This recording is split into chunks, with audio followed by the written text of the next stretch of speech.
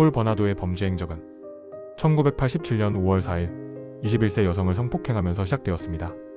그 후 그의 범행은 점점 더 대담하고 잔인해졌으며 경찰과 언론은 그를 스카버러 강간범이라 불렀습니다.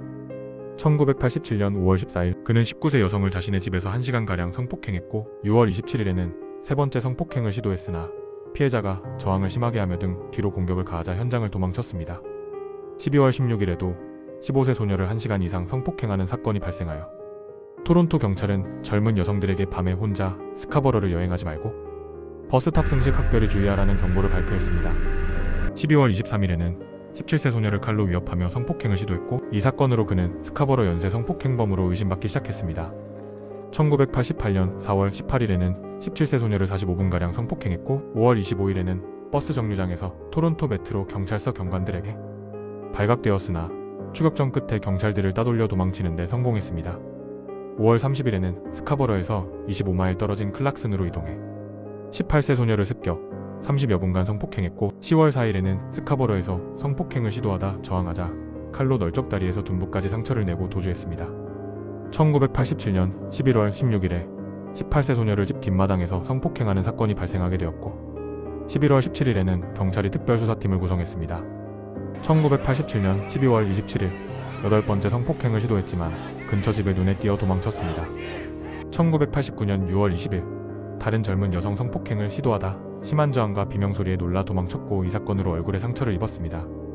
1989년 8월 15일에는 22세 여성을 따라가 집 밖에서 불이 켜지기를 기다린 뒤 집 안으로 침입해 2시간여 동안 성폭행했습니다.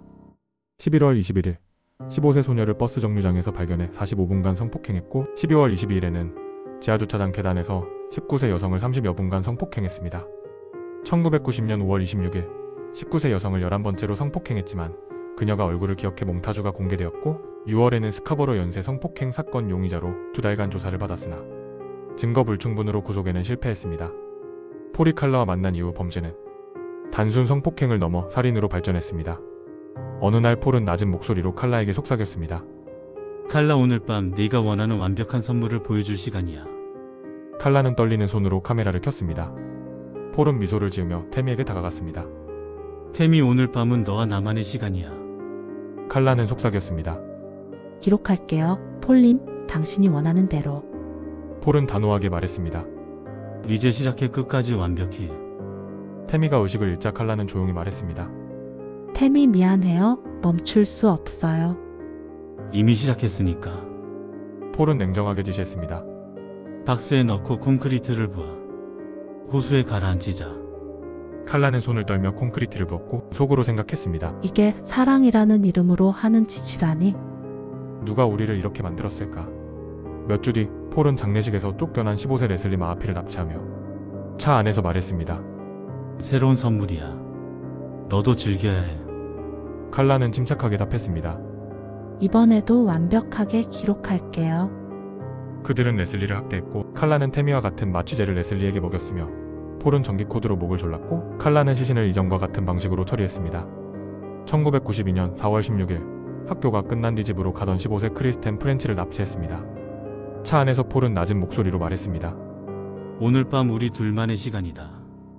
칼라는 조용히 말했다. 폴님, 조심하세요.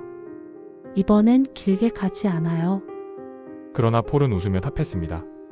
우린 이미 너무 멀리 왔어. 뒤돌아갈 수 없어. 사흘 동안 그들은 크리스텐을 억압하며 모든 과정을 카메라로 기록했습니다. 크리스텐이 탈출을 시도했지만 붙잡혀 가죽 벨트로 폭행당하고 결국 목이 졸려 사망했습니다. 시신은 기찻길에 버려졌고 2주 뒤 경찰이 발견했습니다. 사건 이후 경찰은 폴을 위험 인물로 판단하며 감시를 지속했으나 결정적 증거가 없어 사건은 미해결로 남았습니다. 폴은 주변에 더 이상 폭행할 대상이 없자 칼라에게 폭력을 행사했고 칼라의 어머니는 폴을 경찰에 신고했습니다.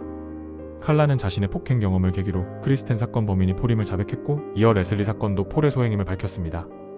그동안 녹화했던 비디오를 모두 공개하며 재판에서 자백하면 형량을 10년으로 줄여주겠다는 사법 거래를 받아들였지만 여론은 경찰이 악마와 거래했다며 비난했습니다.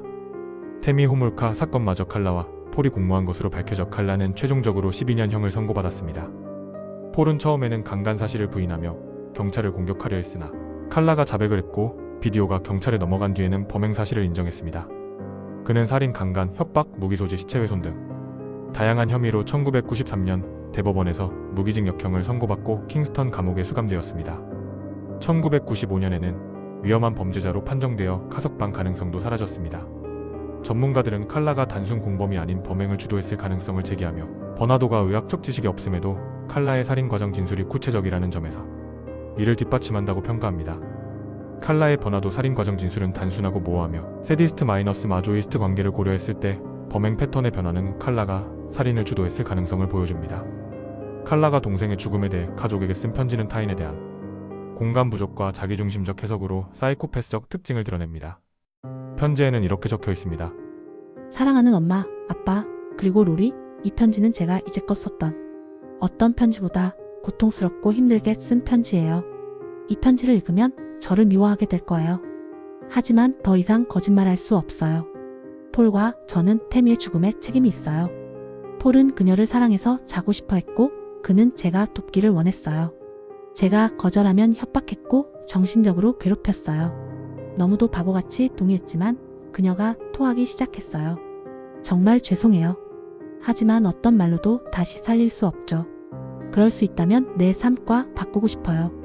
당신들이 날 용서할 거라 기대하지 않아요. 나 역시 나를 용서할 수 없으니까요. 오늘도 이 사건은 캐나다 범죄사에서 가장 충격적인 사건으로 기록됩니다. 폴은 평생 감옥에서 벗어날 수 없었고 칼라는 12년 후 세상 밖으로 나왔지만 그들이 남긴 악마의 그림자는 인간의 마음속 어둠으로 여전히 남아있습니다.